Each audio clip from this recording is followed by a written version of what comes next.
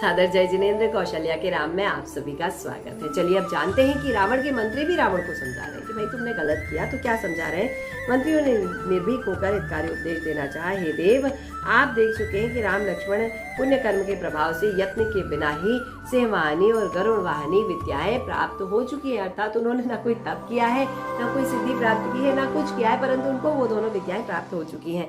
और आपके यहाँ जो भाई है कुंभकर्ण और 2 पुत्र बंधन में है। संभव है कि यद्यपि शत्रु को जीत लो, तथापि निश्चित है कि भाई और पुत्रों का विनाश अवश्य हो जाएगा। तो हम याचना करते हैं कि आप सीता को छोड़ दीजिए और अपनी पहले जैसी धर्म बुद्धि को धारण कीजिए।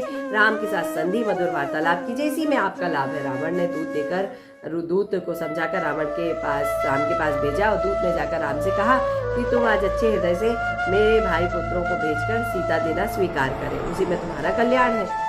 अब राम ने देखिए दोनों तरफ से बात चल रही है। रावण ने भी दूत भेजा है क्योंकि सीता तो हमारे पास है और युद्ध के बांधे हुए भाई और पुत्रों को हम बलपूर्वक छीन लेंगे।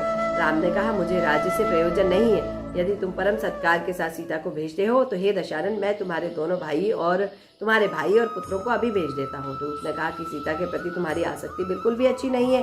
रावण ने कुपित होने पर अपने जीवन की आशा छोड़कर मेरे पुत्रों और भाइयों को बांध लिया, इसलिए तुम अहंकार मत करो। दूत ने की बात सुनकर भामंडल ने क्रोध में आकर कहा कि क्या बोले जा रहे हो, और तलवार मारकर दौड़ने के लिए हुआ तो लक्ष्मण ने रोक लिया। मंत्रियों ने भामंडल को धीरे धीरे शांत किया और कहा, यदि दूत को मार डाल लेंगे तो इससे प्रयोजन क्या सिद्ध होने वाला है? हम दूत के शब्द निज के नहीं है, वह तो रावण की प्रतिध्वनि है। यही तो दीन पुरुष है।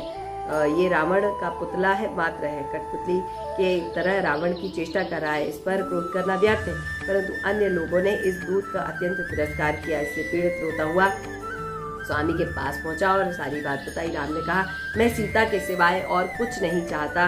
दशानन, ऐसा सर्वजन निंदनीय कार्य योग्य नहीं है। सुग्रीव आदि ने तुम्हारी हंसी उड़ाई और कहा कि रावण किसी पिशाच के वशीभूत हो गया है, अत्यंत तीव्र वायु से ग्रस्त है। कुशल वैद्य से उसकी चिकित्सा कराना और फिर संग्राम में लक्ष्मण रूपी बाणों के द्वारा सब रोगों को हरेगा। भामंडल मुझे मारने आया, पर लक्ष्मण के कहने पर उसका क्रोध धीरे धीरे कम हो गया। देखिए रावण को कई लोग समझा रहे हैं, रावण समझे भी। उन्होंने राम से कहा कि हम आपको कुछ राज्य दे देते हैं, कुछ धन संपदा दे देते हैं और आप यहाँ से चले जाइए, युद्ध समाप्त कीजिए।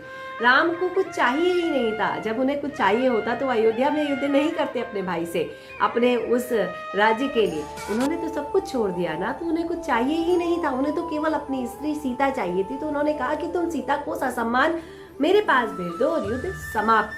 परंतु जिस प्रकार के वचन कहे तो भामंडल उस दूत को मारने लगे, लेकिन दूत को मारा नहीं जाता क्योंकि दूत तो बेचारा किसी और के शब्द कह रहा है। रावण को जब पता चला तो उसके बाद अब रावण तो युद्ध करेंगे ही। तो आगे देखते हैं कि रावण ने किस तरह से युद्ध किया, जानेंगे अगले भाग में। तब तक के लिए आज्ञा दीजिए।